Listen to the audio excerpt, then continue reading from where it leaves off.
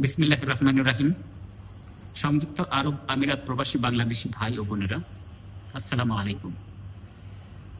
আপনারা সবাই বর্তমান অবস্থা সম্পর্কে যথেষ্ট অবগত আছেন। গতকাল আপনাদের উদ্দেশ্যে দূতাবাস থেকে আমরা দুটি বার্তা দিয়েছি আপনাদেরকে সতর্ক করার জন্য। এই বার্তাগুলোর মাধ্যমে অন্তত দুটি পরামর্শ আপনাদেরকে আমরা দেওয়ার চেষ্টা করেছি, যেগুলি সংক্ষেপে নিয়ে আবার পড়ছি। এক, সবাই নিরাপদ অবস্থানে থাকুন। নিতান্ত অতি জরুরি না হলে ঘর থেকে বের হবেন না। পাসপোর্ট, আমিরাত আইডি, নগদ দিরহাম, শুকনো খাবার, পানি ইত্যাদি হাতের কাছে রাখুন। কোনো জমায়েত করবেন না। আরব আমিরাত সরকারের নির্দেশ মেনে চলুন। 2, গুজবে কান দিবেন না। বিভ্রান্তিমূলক পোস্ট দেওয়া এবং শেয়ার করা থেকে বিরত থাকুন। আমিরাতে এটি একটি দণ্ডনীয় অপরাধ।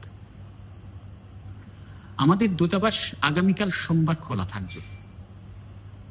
আমরা গতকালকের কথাই আবার বলছি, যে কাজটি আপনি আগামীকাল করবেন বলে পরিকল্পনা করেছিলেন, সেটি যদি 7 দিন বা 10 দিন পরে করলেও চলে, তাহলে আপনার আগামীকাল আসবার দরকার নেই। যদি এমন জরুরি হয় যে সেটা আপনার আগামীকালকেই করতে হবে, কেবলমাত্র সেক্ষেত্রে আসুন, আমাদেরকে আপনারা দূতাবাসে পাবেন। প্রিয় ভাই ও বোনেরা, সাহস হারাবেন না। আপনাদের যে কোনো প্রয়োজনে আমাদের সাথে যোগাযোগ করুন।